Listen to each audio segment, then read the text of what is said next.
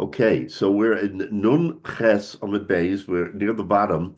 We're in the middle of a discussion of Onos Devarim. So we said in the Mishnah that beside the regular Onah that we've been talking about now for weeks, there was something called Onos Devarim, where through your speech you can have an Onah. So the Gemara that we started last week gave a number of examples and contrasted Onah Mammon to Onah of Devarim, and concluded that as between the two, Oinah Devarim was more severe because with Oinah Mammon, you can actually do tshuva. You repay, you do everything what you have to do. But Oinah Mammon, once you utter words and say things, how do you take that back? You can't undo what you did. You can undo a geneva, you can undo, something improper, but you can't undo words. So we have to be extremely careful. So this next Gemara that we're going to be learning today gives us a lot of different examples of Einos Devarim and what the Tanoim had to say about it and and how we have to conduct ourselves, because this is very much relevant to today as much as it was in the time of the Gemara. So we have to be very, very careful. So we're up to Tanya Kame Rav Nachman bar Yitzchak. So the Tana was learning a brisa in front of Rav Nachman bar Yitzchak, and he made the following statement: anybody who malbin means from the lashon of lavan, white. Anyone who makes the face of someone white in public, kilo shofech damin. It's as if he spilled his blood because, here he had, normal features, blood in his flush in his face, whatever. And now you said something to him that literally put him, whether it was embarrassment or whatever it was, but you said something to him that made him blanch and turn white.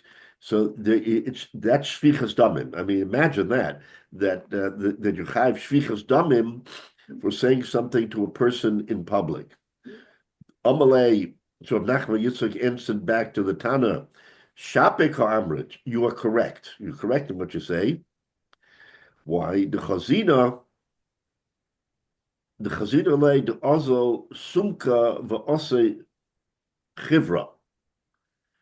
So he says, because again, Rav Nachman bar Yitzchak is speaking, and he's saying, because I've seen it. I've seen where someone said something to somebody else, and he literally his face turned white. So in other words, he's saying it's not theoretical; it's real.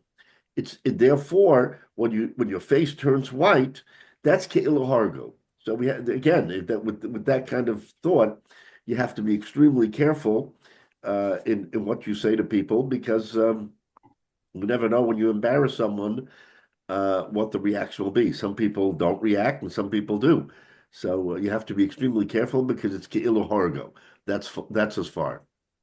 Okay, then Amalei Abaya Rav Dimi. So Abaya then said to Rav Dimi, B'ma'arava, meaning in Eretz Yisrael, west of where they were in Bavel was Eretz Yisrael.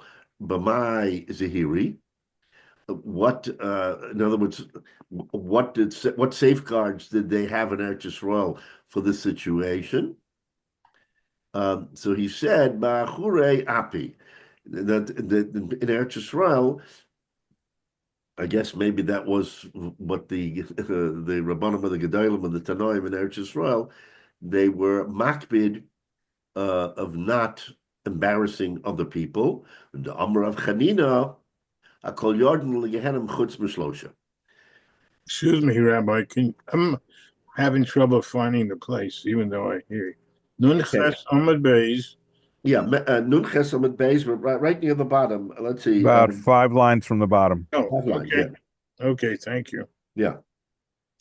So he's saying that in Eretz Yisrael, they were very makbid not to embarrass people. In other words, because of this whole idea that the blood will drain from his face. Rav Chanina made this statement, which is a very powerful statement. that every person is destined to Gehenna except for three. So this is a little bit of an awkward statement. How does this fit in here? That everybody goes to. So what's the connection between what we just said and the statement Hakol Yodem Lehem Chutz B'Shlosha? So the Gemara then says, no, Hakol Sol Chedatach. Do you really think that that's what it means? That every person goes to Gehenna? That's not correct. So he wants to correct the lashon ela ema kol hayordim legehenim olim chutz mishlosha. There are people who don't have Gehenna, but of those who go to Gehenna, which is for the purification of the neshama, then they all come back chutz mishlosha, except for three. Now that makes more sense because here he wants to show that if you embarrass someone, ki'ilu hargo, so what's the connection? So he says that everybody who goes to get, whoever does, rises, except for three, Shiur ve'ein olim, because these three, and we're about to say who they are, these three, when they go to Gehenna, do not have the opportunity or the ability to rise back up. In other words, what they've done is so egregious that there is no resolution for what they've done. What are they? The Eloheim. So now the Gemara tells us, you think about this, Habo Aleishes Ish, if someone cohabits, in other words, relations with an Eishes Ish, with a married woman, V'hamalbin Pnei Chavero Barabim, here we go, and someone who Malbin, again from the lashon of Lavan, someone who makes his friend's face turn white because he embarrasses him. And the third one is V'mechane Shem Ra L'Chavero. And this is an interesting third one.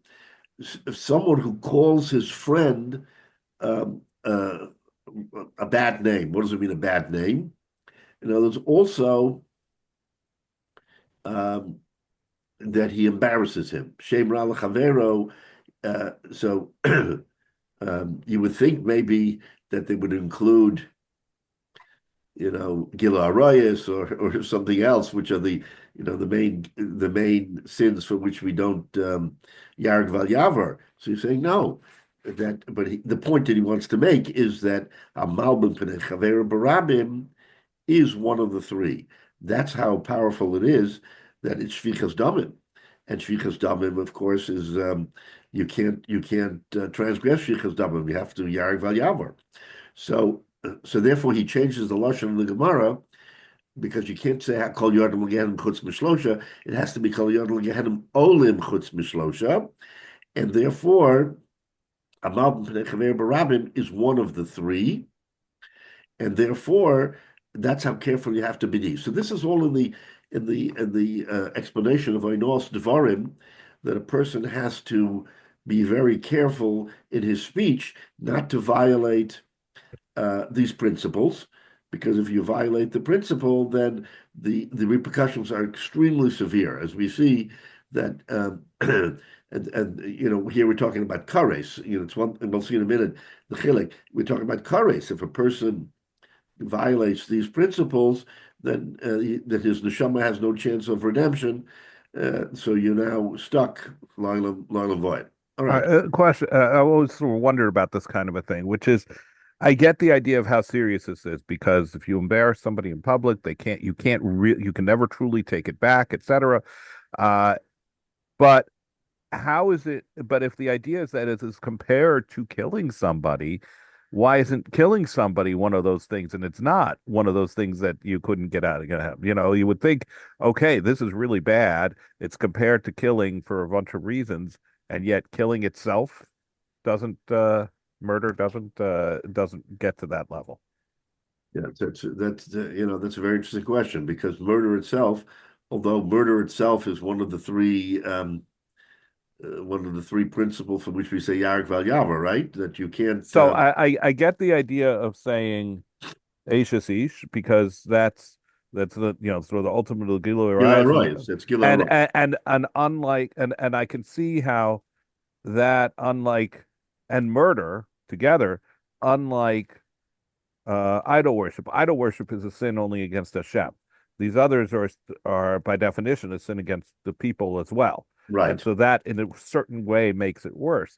And so I get why, in a way, those would be, raised above and therefore, higher, the higher or lower level, and therefore the never get out of Gehenna. I can see the logic in that, and yet we don't say this for regular murder. We say it specifically only for this sort of indirect Right, thing. because we have no idea. We have no idea what Gehenna is. One person could be suffering a lot more in Gehenna than another person in Gehenna. So there's such, Yeah, but my and again, I haven't been there, so I don't know.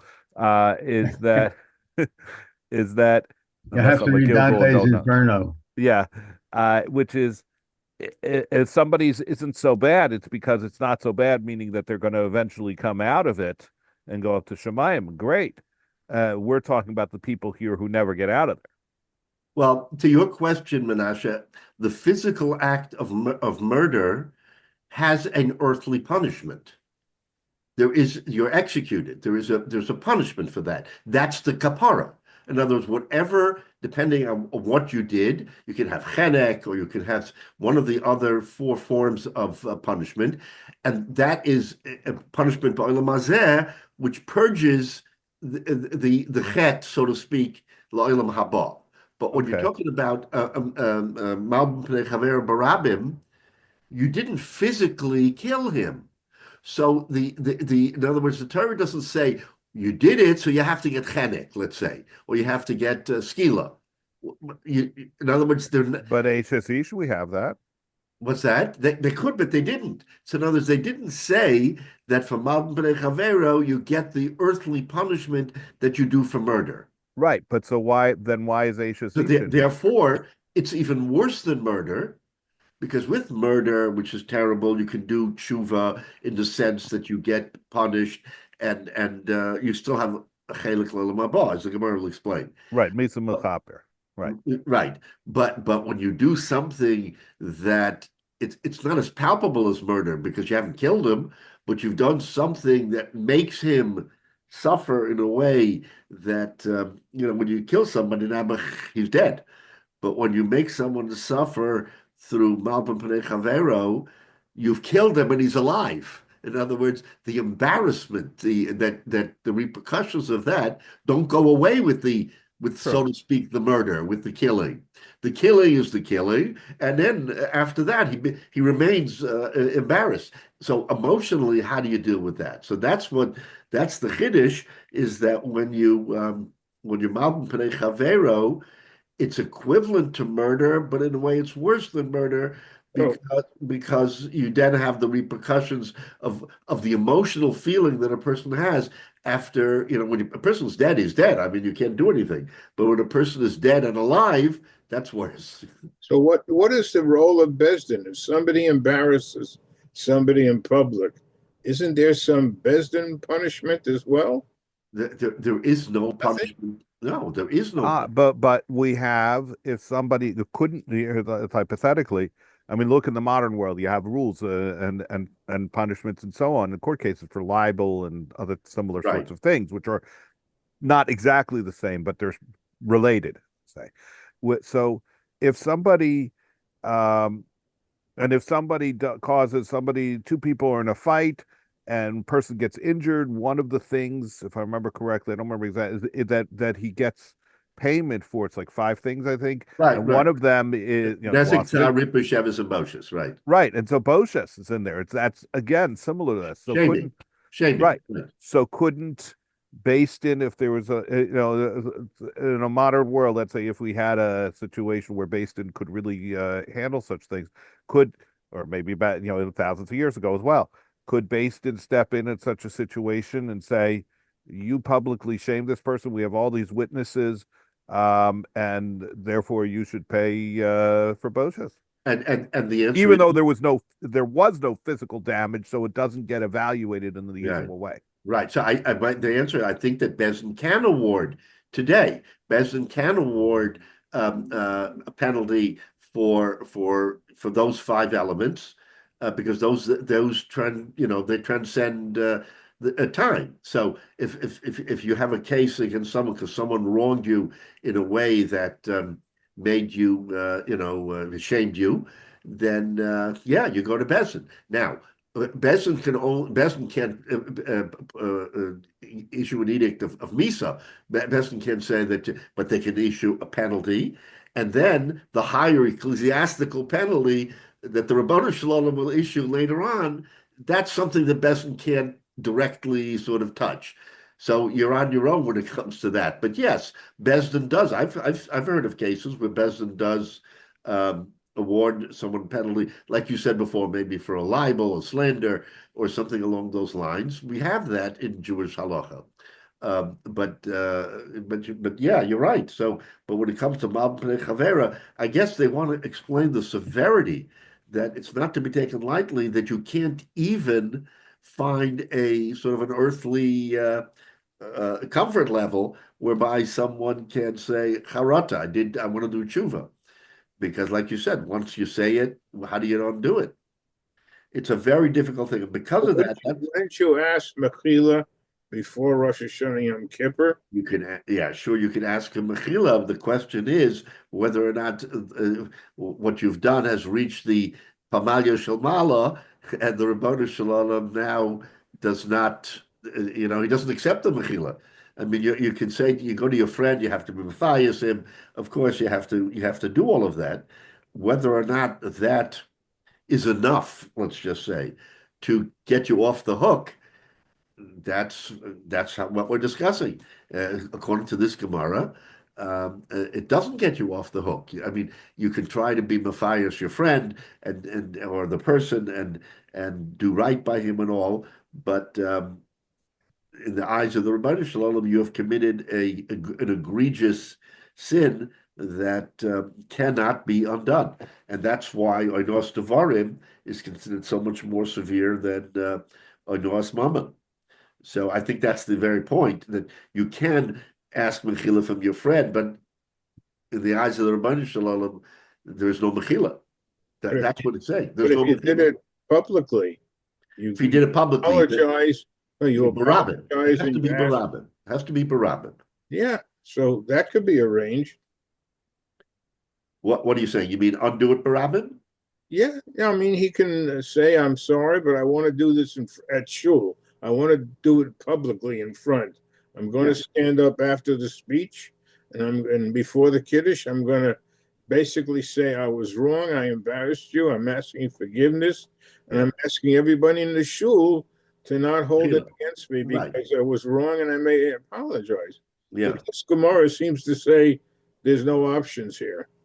Well, again, this isn't the halacha necessarily. This was this was at the time of the Gemara. That's how they evaluated the severity of the sin. Yeah. But al pi halacha, you're right. I mean, we've come, if someone unintentionally does it or asks for mechila, you're right. There still may be repercussions you can't undo, but certainly asking for mechila, it goes a long way to trying to undo the chet and to apologize and to say you're wrong. So we know that does have some effect. But the real emphasis here is not necessarily on the charata, it's on don't ever start out going down that road and doing it. I think that's really what the Gemara is trying to emphasize, is that we should never be in a position where we're doing it in the first place. You can't lose your temper. You can't just, say things to be hurtful to someone because words have consequences.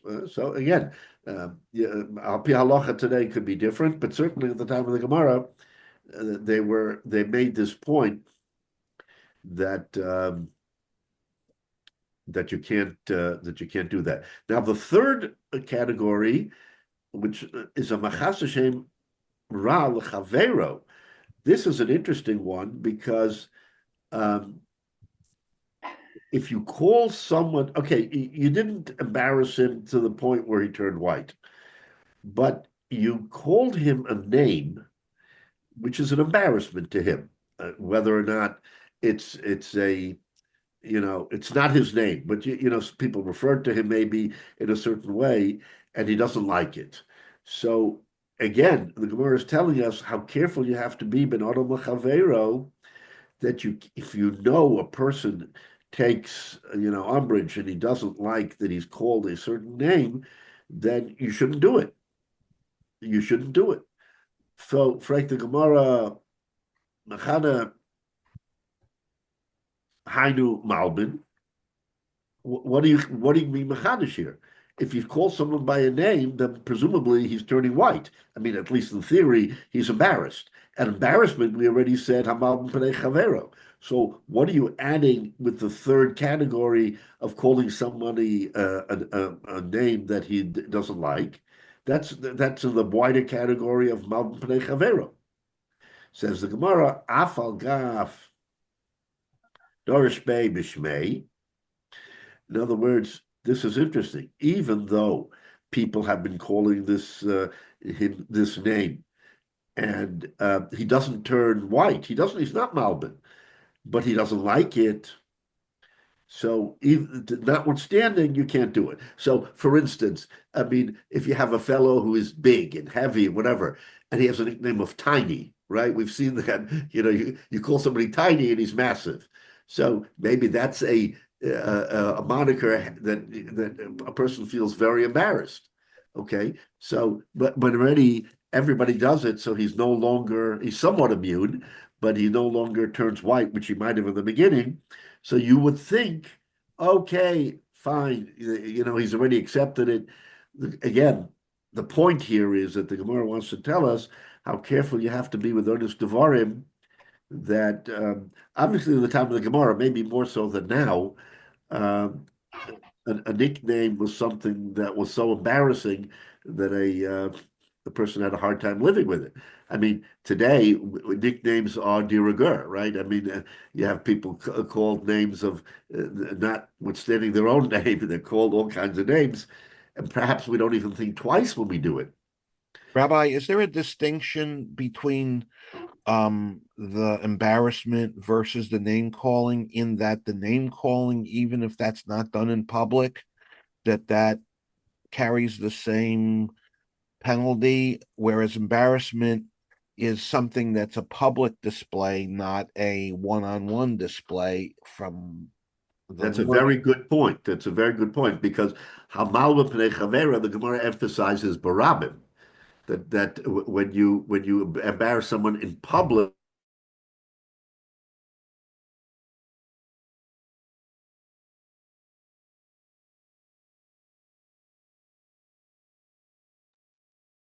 Ready freeze?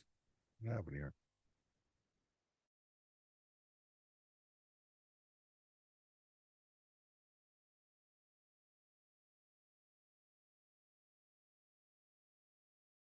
in public, the fact that you're face to face with a fellow and you're calling him a name that he just does not, it's not right. He doesn't like it. And when you think about, of all the things that you can come up with that should be egregious, would you think this is one of them? I mean, I get Malvin, I get Eshes, but would you think calling someone a name that he doesn't particularly care for? Yes, it's an embarrassment, but it's not even barabim. In other words, you're hurting him. In other words, it doesn't have to be barabim because you have insulted him directly, that he himself feels a certain sting that is considered onos devarim. It's a very interesting point. Very interesting point. Okay, so the Gemara, that's the Gemara's distinction that you shouldn't call him by that name, that nickname or whatever. And if you do, then you violate this principle and you're going to hit him. Rabbi, can I raise one more point on Sure. this point? So I understand the point and agree with the point that if someone commits murder intentionally, there's punishment on this earth. They will, they will die from one of one of the four different meaning of the four execution, right? methods. But if somebody is not charged on this earth, in other words, and it's intentional, and someone avoids A public or execution here, yeah. prosecution or even identification, how does that person punish? Why isn't that person punished the same way because he inflicted intentional murder on someone? And why doesn't the Torah put that in the same category as embarrassment? Well, in point of fact, Michael, if a person intentionally kills someone and does not get punishment in Olam Hazeh, then there is kares l'olam haba. In other words, the Ribono Shel Olam has a long memory. The Ribono Shel Olam knows what you did, and for some reason, on a technicality, or because there weren't Shnei Eidim, we can come up with a number of reasons. He doesn't get punished the way he should. So, in other words, punishment by Olam Hazeh is really a salvation, because then his neshama has a chance of being redeemed. But if he gets away with it, so to speak, oh, I got away with it. You didn't get away with it because Rabbanan Shalom. But he can escape Gehenna, and because it doesn't say that he never leaves Gehenna, because he's not one of the three that you identify. So while there can be kares in Shamayim, he still gets an opportunity that the person who doesn't actually inflict death, but I understand why embarrassment is the same as death, gets a worse punishment. Right. So in other words, when it says the three categories of people who go to Gehenna and then don't come back from Gehenna, so we're saying that so you're asking, so if someone commits murder and he should get punished, but we can't punish him for whatever the reason, so now what happens, L'olam haba? So we say that the Ribono Shel Olam will ultimately right the scale. So what your question is, but it's not one of the three. But kares,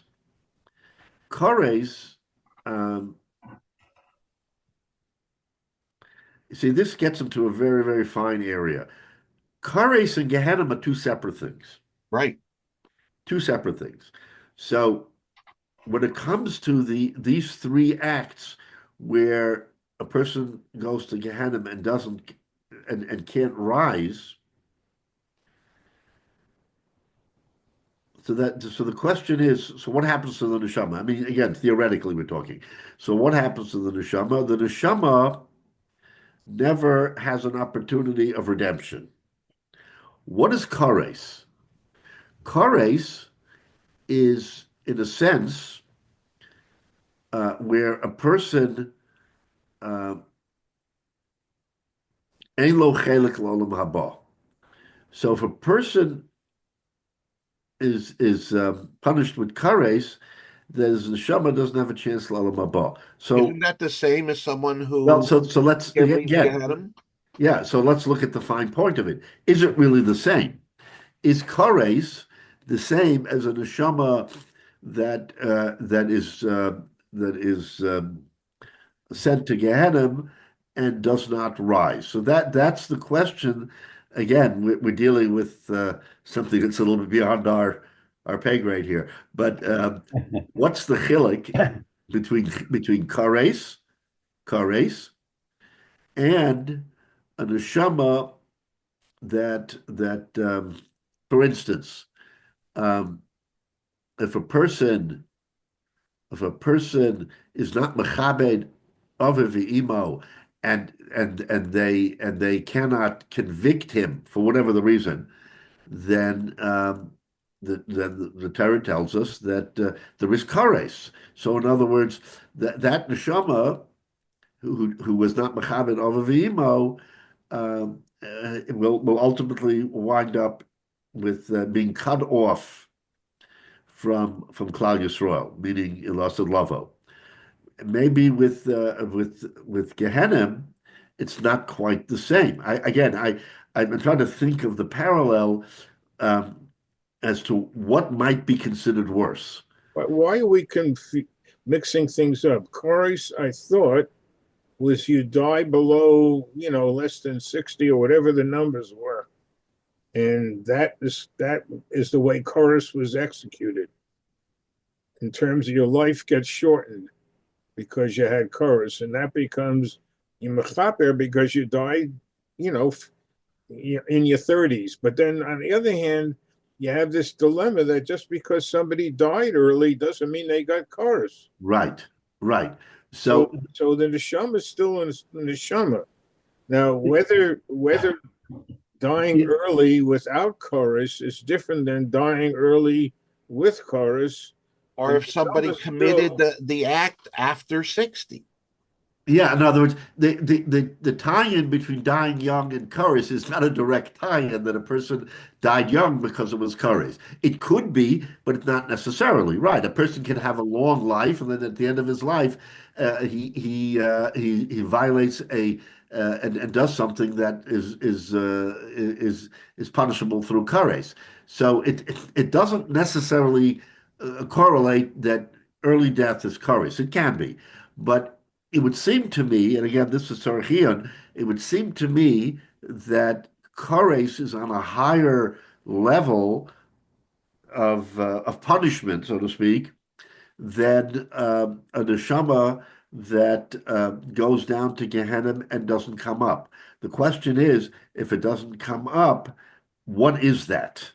Is that equivalent to chorus? What is it? And again, these are difficult concepts to really get our arms around. I will take a closer look, but the point is that how do we compare the two? Because a punishment of chorus is no tshuva, right? And a punishment of Gehenna, like a Mal Mechaver, is also no tshuva. So how do you equate them? It's a question that we have to take a closer look and have to understand the nuances of it. So I'll look at that. And the big question is whether all of these are related and they're interwoven, or they're separate things. Chorus is not the same as going to Gehenna and not getting out. Right. That's the point. That's the point. Why should we mix them all together and try and figure out a relationship? Because it sounds like the repercussions of Gehenna and of Chorus are you can't do tshuva. So if you can't do tshuva, and if ultimately a Jewish neshama, olam hazeh is olam hazeh, but we yearn for olam haba, and that is our basic tenet. And if someone knows that if he does something, if he has the fear of God, and if he doesn't, it's different. But if he has the fear of God, and he says, "Wow, the Rebbeinu Shalom really will take nekama on me that I won't have the ability to have olam haba because I do something," then the presumption is the person won't do it because he has Amunah and he has Yerushalayim. But in the neshama that can get lost, we're missing something about what happens to the neshamas if it's not A or B. Is there a C? In other words, what happens to the neshama? He never gets out of Gehenna. Is the neshama stay there? Does it go to another place? I mean, there's just so many things missing from this model that we try and together through the learning. Rabbi, I have a note here in my Sansino edition of the Talmud that talks about the difference between the Christian and Jewish view on eternal damnation. Yeah. And it says that many of the Gedolim, apparently the consensus on the Jewish side, we don't believe that anybody has eternal damnation, whereas the Christians believe that many people do. So you don't stay in Gehenna forever, or else your soul is gone forever. You don't have an afterlife. Right. So then Gehenna is an afterlife too. And if you have Kores, and there are, as you said before, there are different views, chiluk on what Kores is. there is a view that nobody has eternal damnation in Gehenna. That chorus means you just don't have an afterlife. Right. So there is a interpretation of when it says Kol Yodin Gehenna Olam Chutz Mishlosha.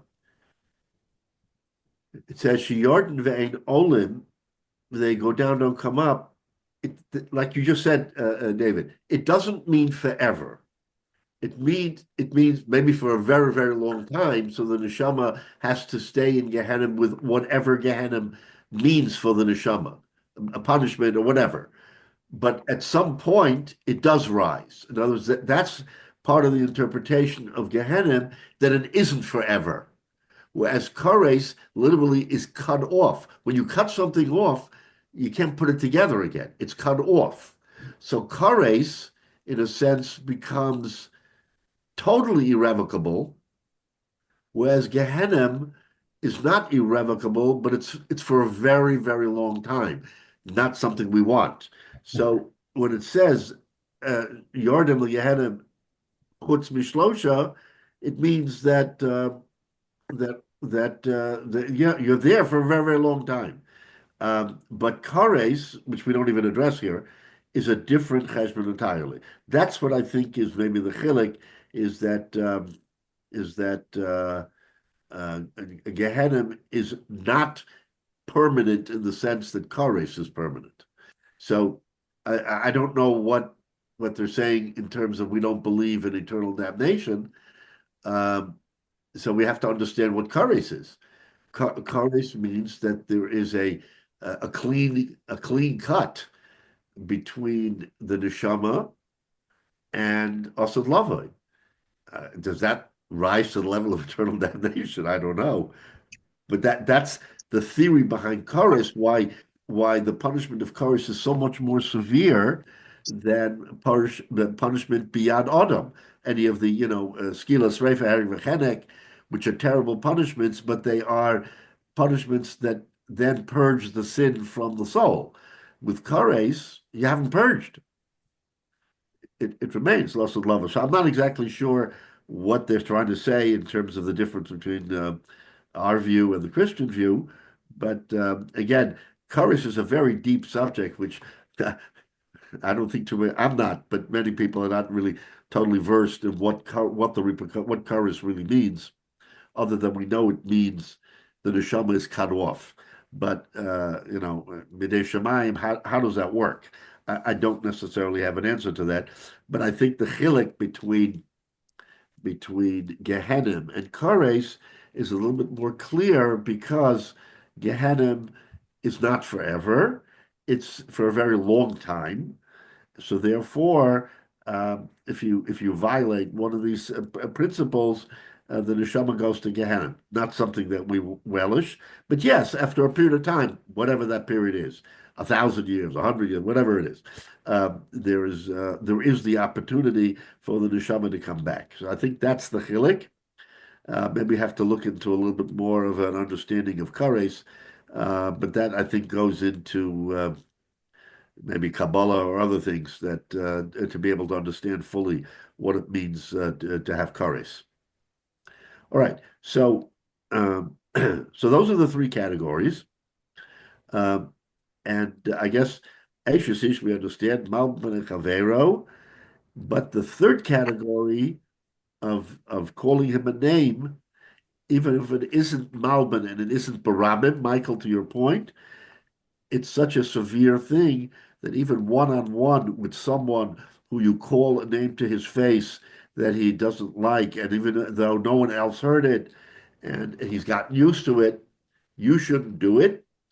And we're forewarned that that is one of the three areas where the neshama does not rise from Gehenna for a long time. All right, so that's okay. Now the Gemara goes weiter. Amar Rabbi Barachana, Rabbi Yochanan. So Rabbi Barachana says in the name of Rabbi Yochanan, okay, top of Nun Tes, Noach Lola Adam Sheyavoi Ad Sipik Eish So this is a powerful statement. It is better, in other words, rather have a suffix, not the reality. Suffix Eishes Ish. We'll see what that means in a minute. In other words, you would rather be in a compromised situation of having relations with a suffix Eishes Ish, questionable was she married or not. So this is an imprimatur that Malton Perechaver is so bad that even if you were to be compromised with a married woman or a suffix Eishes Ish, he's not saying an Eishes Ish, he's saying a suffix Eishes Ish, then you'd rather be in that compromised situation than to be Malton Perechavero Barab. That's the emphasis on how much Malton Pnei Chaver Barabim is an egregious sin. What is the suffix H's each? So we're going to get to that, right? So that's a good question. What does it mean a suffix ish? So let's go through this because that's really the question. What either you're an ish or not an ish. What does that mean? Okay, Manola.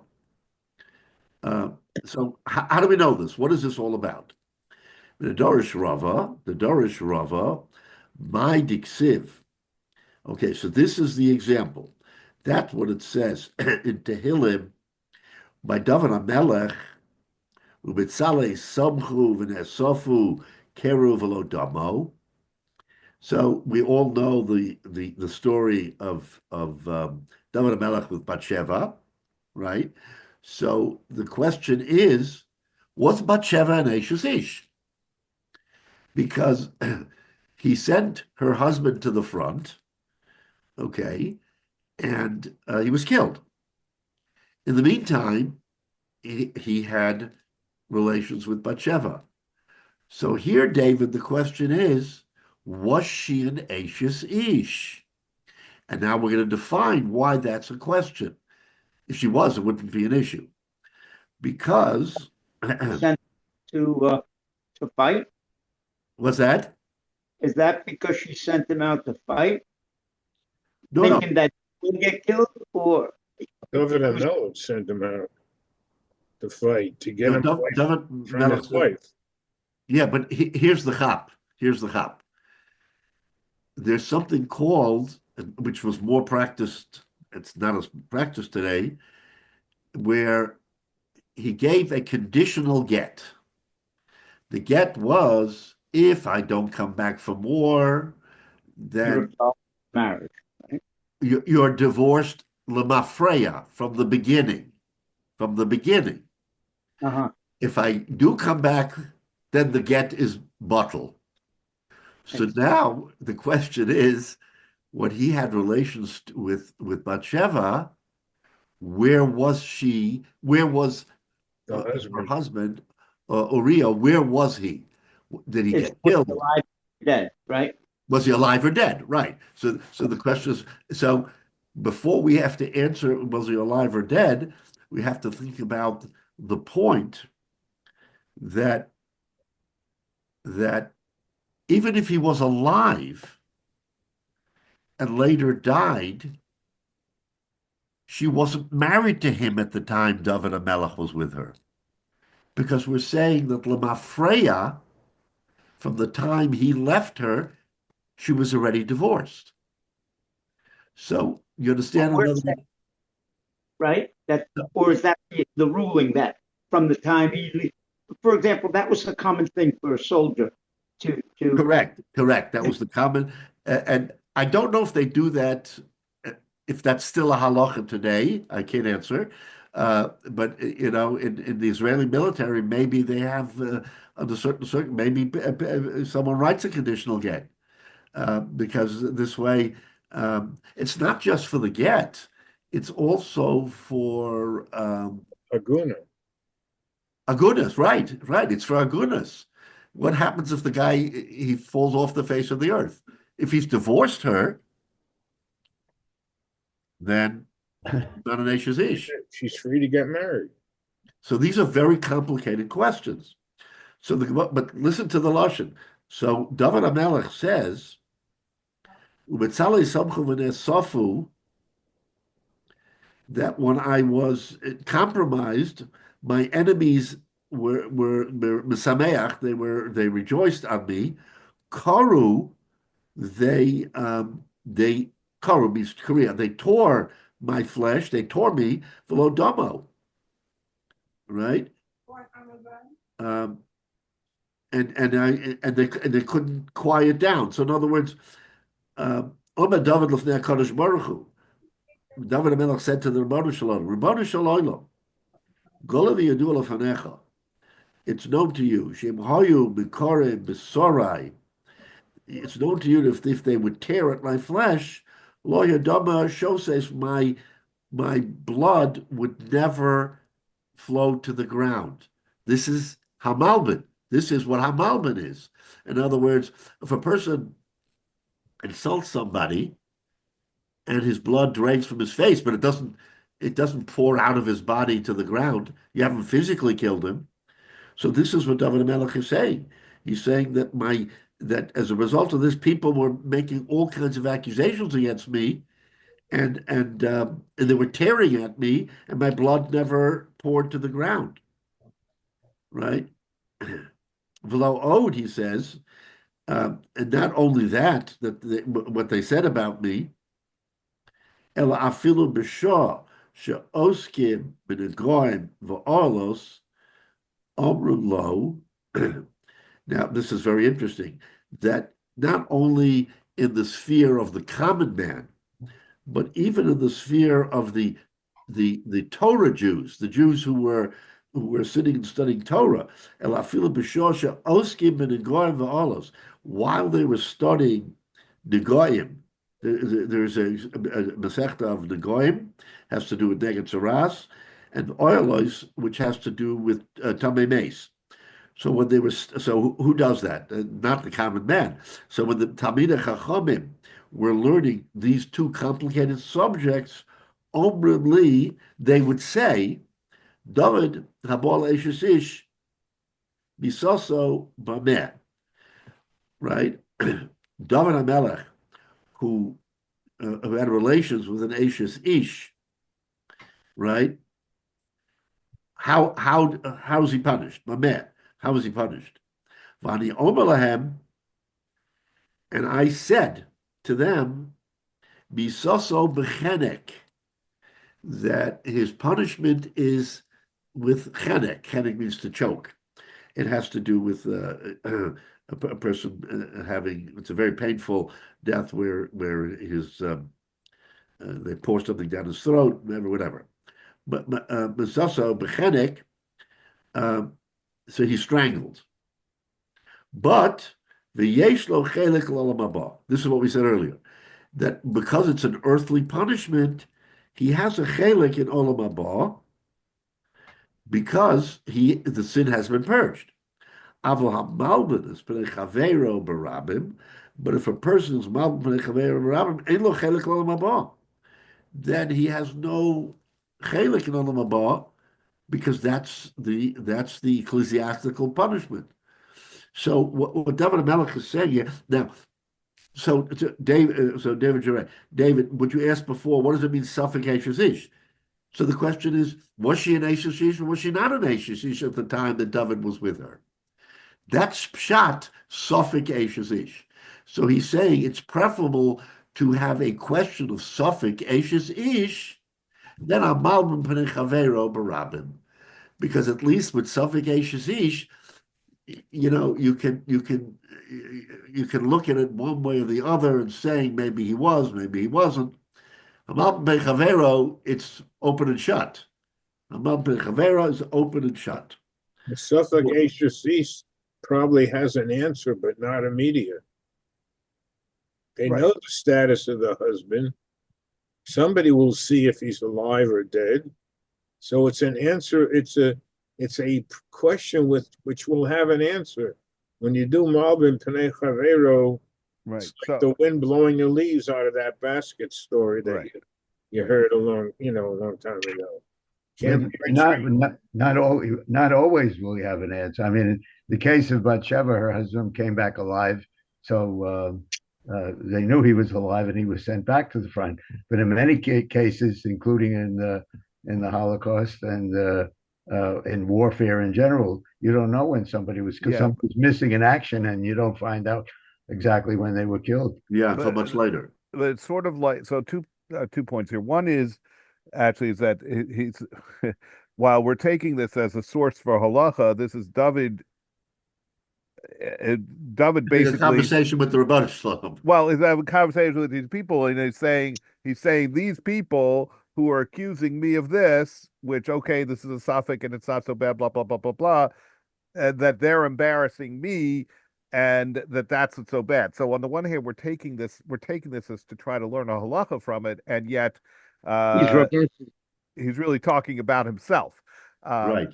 Which is kind of interesting. But he wants to emphasize how bad Malbim Pnei Chavero is, that it trumps the suffix ish. Right, but that's true, and that's our point here. And yet, at the same time, this is the king talking, and this is the sort of thing where he wouldn't be justified and wouldn't be correct, but he could. Some kings would then just turn around and kill all those people. You know, it's kind of it's good to be the king.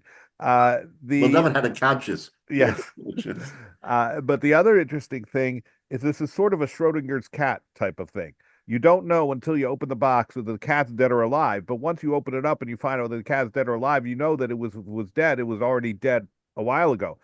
And so here's the situation where the guy comes back from the war. Then you find out whether she was an Ashes or not, right, retroactively. It's right. But this point is B'shas Maisa. In other words, right, in real time, right, she's a suffix ish. Right. In real time. Yeah. Right. But Rabbi, wouldn't you think that when a soldier is going into war, that he's going in with the idea that he probably will be killed? Because if he's going to go out and give this contract to his wife, he's doing it because, he doesn't want to leave her hanging. So I think it leans more toward the fact that he's aware that he's going into a dangerous situation and he's not going to come back. And he doesn't want her to be compromised. Yeah. Exactly. So when that contract is written, do they deviate from different reasons? In other words, well, if I come back, then you're still my wife. If I don't come back, you're not my wife from the time of my death. But what happens if he's lost and you don't know? No, but it's not from the time of death. It's from the time that he went out to war. That's the point. Menashe's right. It's not from the time of death. It's from when he left her in the first place, that he divorced her. Right. That's what I'm saying. That means as soon as not from the time of death, from the time he left her. Right. When he deployed. In other words, I go into the army today. I sign my paper to her. As of now, she and I are divorced. Correct. If I don't come back, that's called a conditional get. Yeah. But then how do they relate that now? Okay, she assumes he's dead. If she goes and marries somebody else and he's alive, he can't marry her again. Well, can he? No. So he's really divorcing her. It's not conditional. He's divorcing her. It's a real divorce. Yeah. But this poses all kinds of complicated questions, because if the conditional divorce was you're divorced only if I don't come back, and then he's lost, and then he comes back, then you could at least surmise, wait a minute, he's coming back, and the condition was that the divorce is only valid if he doesn't come back, and now he's coming back. What do we do? So even that is fraught with some danger, because if he's killed in battle, and he's killed in battle, okay, he's dead, but we know that. But in the case of the Aguna situation, where he's lost and we can't find him, that's where, okay, so we're saying he gave her a get. All right, so legitimately she should be divorced. Now years pass, and then all of a sudden he walks through the front door, and well, she should still be absolved for anything, because Yeah, but in the He, meantime, she's married, has children. She's married to somebody else, she has children. And what are these children? well, they should be legal, not mamzerim. They should be, of the father that Right, birthed right, them. right. But Because, that's the question. Yeah, but that's what we're fraught with here is that I guess the Lashon, and again, I haven't seen this Lashon. If the Lashon is that I'm giving you a get if I don't come back from war, meaning I died, I was captive, or whatever. So maybe the condition of being a captive triggers the divorce. So later on, when he comes back, she's not an Ashes Ish from him because the divorce was triggered merely by his disappearance. It wasn't the classic case of Aguna where a man disappears, doesn't divorce his wife, now she doesn't know if he's alive or dead. Those divorces were literally divorced from the moment he left, and the conditions were death or disappearance. So, okay, so if but he disappeared, then the get would be valid. Yeah. something of this importance shouldn't it be spelled out more? I mean, we're just generalizing. Yeah, but There that's the way the Gemara is in general. We talk about all kinds of stuff with shtaros in general. Forget about HSE. Just I buy this from you, whatever, and then what's the right price and all that. And we learn that a lot of times, a lot of the details we figure out through the Gemara. These things, Right. yeah, we say now, why didn't you we're spell it all out? figuring You it out didn't. from the Gemara, but how do we know what we're figuring out is the correct way? We could be wrong. So we're left in limbo both ways. I mean, they go positive or you go negative. If you want to look at it in a positive aspect, you take it that, well, okay, I'm absolved. If you're taking it as a negative, well, it's negative. I'm at fault, or the woman's at fault. So there's so many questions like this. Why is it not spelled out to more of an, just to say, give you the idea and not tell you anything about it, and you have to figure it out for yourself. You're in limbo. You can do one or two or a few 10, but it seems like all the questions that arise, we have to come up with what is the meaning of it, or how do you read into it. When this was written, it's 2,000 years before. We use different words now than we used then. So how do we know what we're using in English is comparable what was used during the times, of the kings and Yeah, but I everything? mean, the lashon of the get is the lashon of the get. It doesn't change over the course of time. When a get was written, there are certain mandatory statements in the get that have to be written in. It's not like, oh, I can make it up as I go. A get, the Gemara tells us in great detail what is a get, how it's written, and in fact, we've even learned ourselves that in order to protect the integrity of Gittin, not every rabbi can be in fact it's a mitzvah to say that you have to be a mumcha. I just was learning this with my grandson, that you have to be a mumcha in Gittin in order to be able to deal with Gittin. That you just don't take a Talmud Chacham who is generally knowledgeable and say, okay, you're on the bezin for Gittin. We don't do that because Gittin is one of the most sensitive things because of Eishes Ish, because of the whole question of Eishes Ish. So you have to be a mumcha, you have to be an expert in order to be sitting on a bezin for Gittin, and you're So special. why don't they explain it? Why don't they spell out in the get? Actually, instead of having us decipher, well, if he's missing or this, if he comes back, why don't they spell out exactly right away? If the person goes to war, you are no longer my wife, we are divorced. And that's it. That's what it says, David. That's what it says in the No, get. because we can't say just simply if he goes to war, because it's got to be only if he doesn't come back. Because otherwise, for example, let's take an extreme situation, a Kohen. All right, a Cohen can't, but even his own wife, the divorce can't remarry, right? Right. So a Cohen goes to war, this would totally fall apart. Now, with somebody else, you could say, okay, they get divorced, and as soon as he comes back, they remarry. But you couldn't do that for a Cohen. Did Kohanim go into the army though? Did they go to war? So they don't write the get. They but don't. No, the answer is that we have a conditional. This situation is very problematic on the heels of what we're talking about. We know that Ashes Ish is one of the very forbidden worst Yarg Val Yavor, it's one of the cardinal sins, right? Then you have the Melech who's saying there's a conditional get, and he sends this general out to battle. He knows that he doesn't know what happens. The possibility is there. He knows that he's going to send them out again, and so he's going to die. In this situation where you know all that, why is there a conditional divorce? Because you are on the you're walking a trapeze act that you know is going to fail. But Michael, how do you know? How do you know he's going to die? People came back from war, but he sent them out as a general. It's a very dangerous, very dangerous. And he sent them out again, and so it's.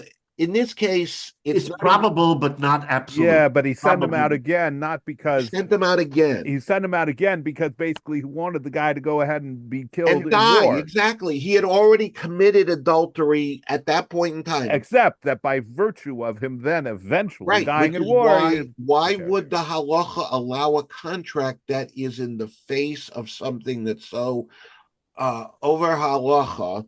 And allow that to happen from the Melech who is communicating with HaKadosh Baruch Hu? Why would that be permissible?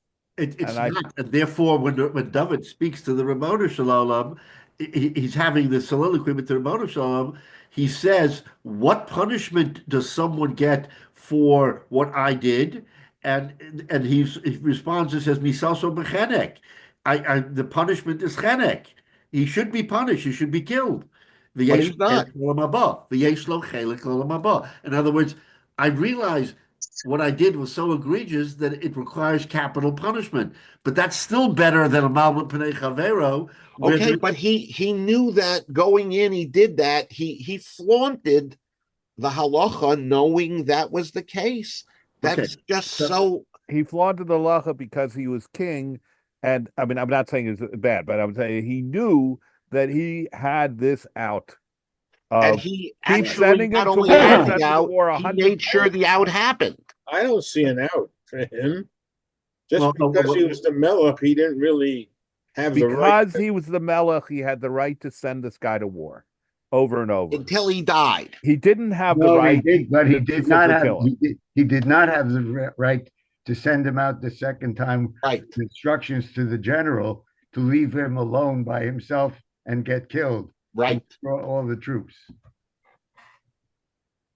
That's the real hard part of this for someone. It is. It's a very delicate and hard understanding.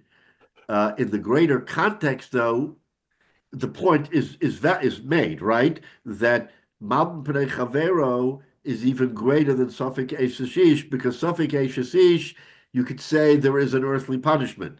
But Malbim Pnei Chavero is not. But Rabbi, this isn't a suffix.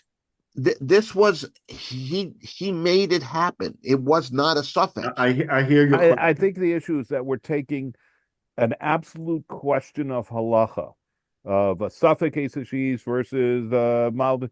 We're taking an absolute question of halacha, and that's a legitimate, real question. And we're mixing it because of the source. We have no choice but to mix it with the case of somebody who was, in certain ways, a flawed person and skirting the edge of the law that he could get away with because of who he was. Right. Because an ordinary person could not have done the same thing. Right. So, Michael, your frustration on this is valid. In other words, but at the same time, the halacha is the halacha. That even though it seems to fly in the face of public policy, the fact that he gave her the get means that she was absolutely divorced. Now, that divorce will only kick in, and later we'll know whether that divorce was l'mafreya. But at the time that David HaMelech was with her, there's an argument to say that she was divorced. That's why it's Suffolk Ish, because it's not clear in real time at that point in time whether or not the get had already kicked in. But Now, as the Melech, he knew what was happening in battle. he He knew knew what was where he happening. was, He knew what was knew happening. He was exactly where. taking a calculated risk, but then had Yes. to manipulate things afterwards, and that's where we all have a big problem. So what would have happened if the Rabbanu Shalom kept him alive and he didn't die? You're saying it wouldn't happen. Okay, but what happens? In other words, the suffix was in the fact that it was not predetermined that he would have to be killed, the general. It wasn't. But this is Melech Yisrael. I mean, Right. And therefore David HaMelech says, I'm flawed. I'm a flawed person because I followed my temptation and I did something which on a technical basis I may be right, but in every other way I'm wrong. but what he did was worse, not He not should have better. resigned.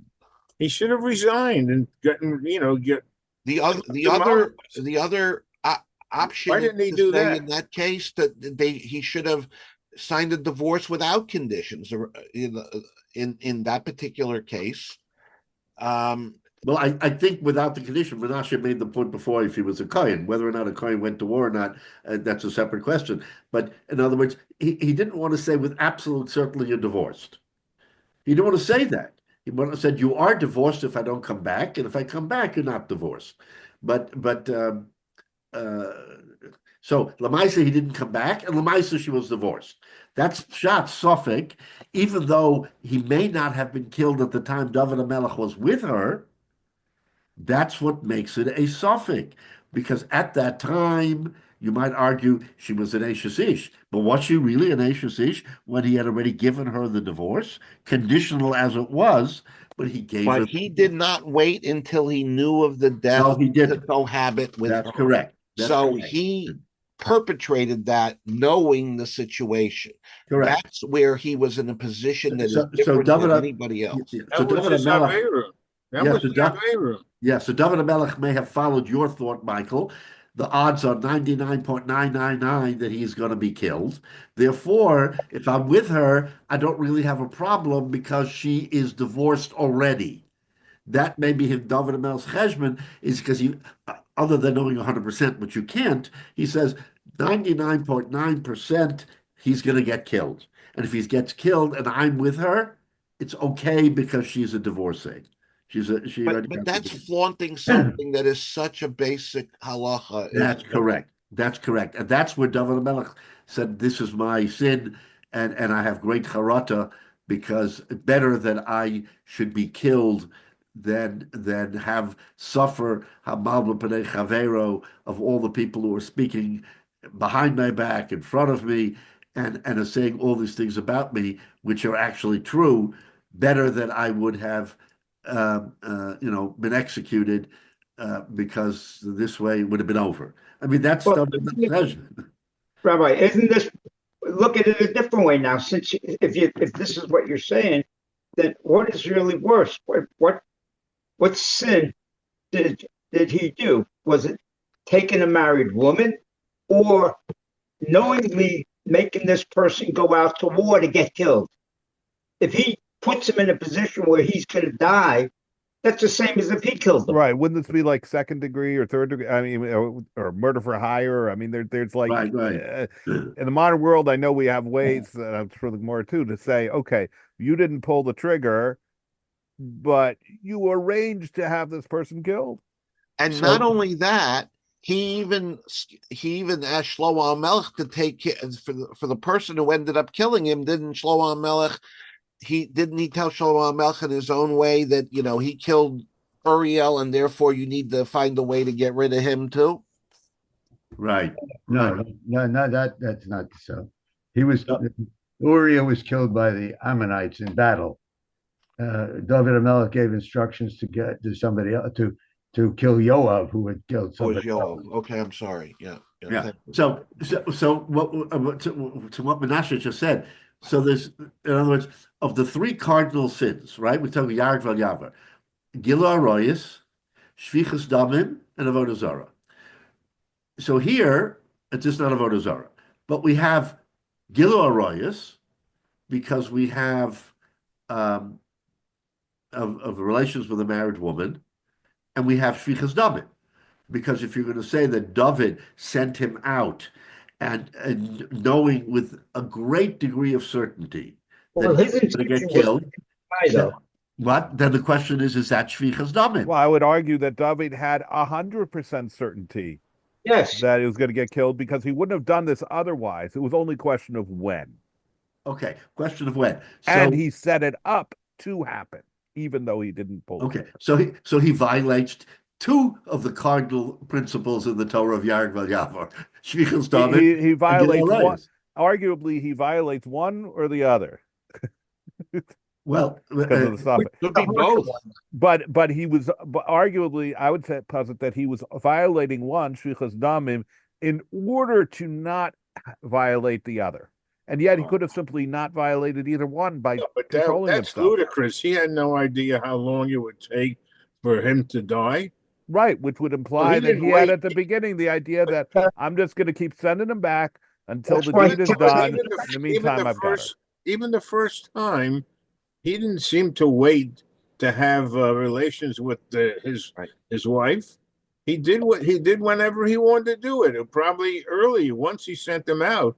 Exactly. No, but the point is because it would have been retroactive. So he made this decision in his mind. He's like, okay, this guy's going to die. I'm going to make sure it'll happen. Right. I'll make sure it happens. Right. And now I've got her. And now I can do whatever I want as soon as I want. Yep. Yeah. Well, look, David HaMelech was a very controversial and he was a great leader in Klal Yisrael, but as the Torah always tells us, we don't hide the warts. So David HaMelech has a lot to answer for, and of course he is the scion of David ben Yishai. So the Mashiach will come through David with the warts and all.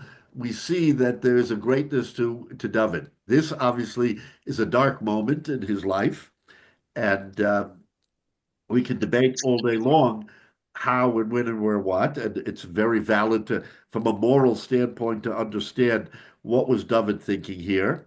David was not, he was a very learned man. He was a Talmid Chacham, and he knew, al pi halacha, she's divorced.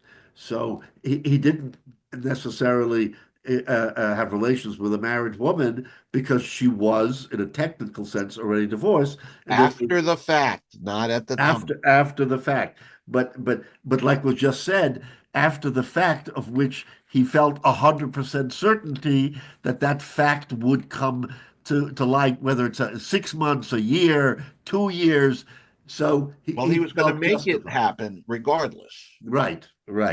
So that's the pshat suffix ish, and it's I don't know of another case where one can argue suffix ish, but this is the famous case of David HaMelech. So, but the truth of the matter is that in any case where a person gives a conditional get, this question could arise, because when you give a conditional get and we say it's lamafreya, that it's from when you already issued the get.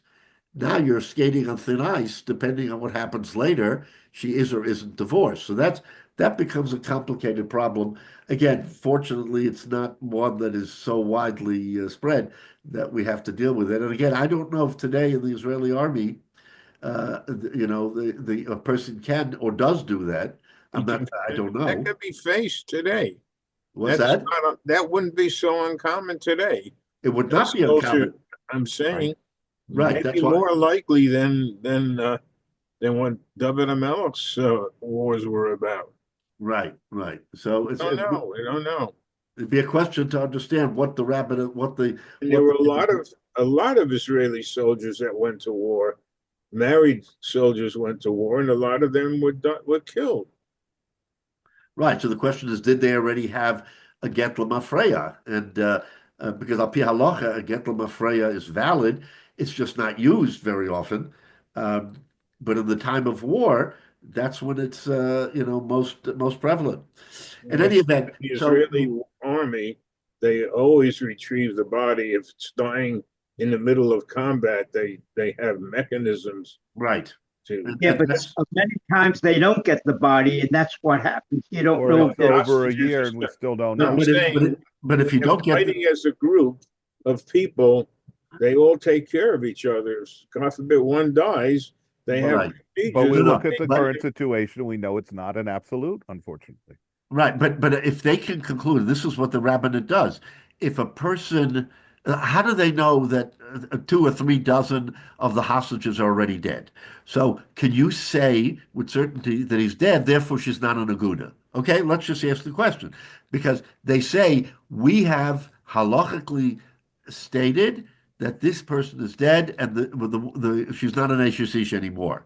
So you don't necessarily need the body to prove that he's dead if she wants to remarry, let's just say, because in some cases they remarry if they remarry. So, but again, if you can take it on a absolute certainty that he's dead, even if you don't have the body, she's not an aguna.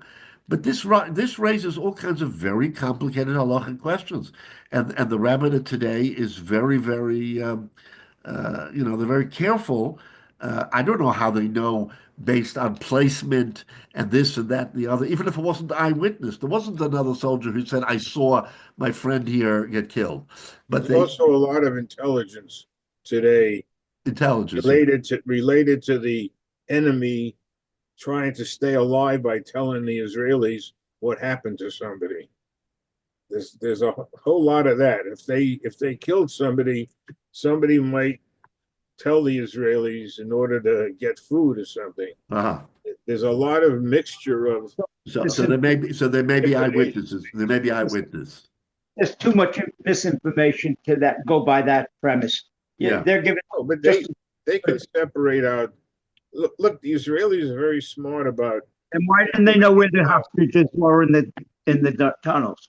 They knew where a lot of the hostages were all along. Well, then why did they go in and get them? Because they tried, and I remember one case they had 4 soldiers killed Right. trying to relieve somebody. Plus, the Hamas had orders to kill the hostages If they tried. If they tried. Right. retrieve them. So Right. it just an evil, Well, evil then war. go back to the beginning. If they knew they were going to get killed, not the hostages or the soldiers, why did they send them in the first place? Because they had a responsibility to try to get them. Well, then why? Well, you see, it's running after your tail. If you're going to do it, you do it. If you don't do it, don't do it. Either way. They did try for those that they knew where they were. Well, they didn't know where everyone was, though. So there's what I'm saying. How do they know if a person, all the people are alive or dead?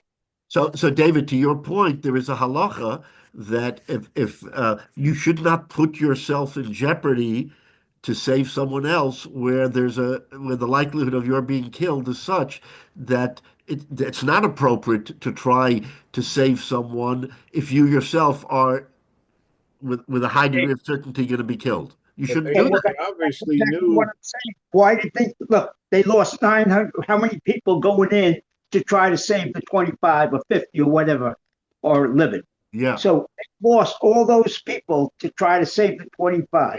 They probably thought that the risk was not so high based on the intelligence of where they're located. They had to balance Did they that. have any guards there or anything? Yeah, they had to balance that. They had to balance that as to whether or not it was. You're going after.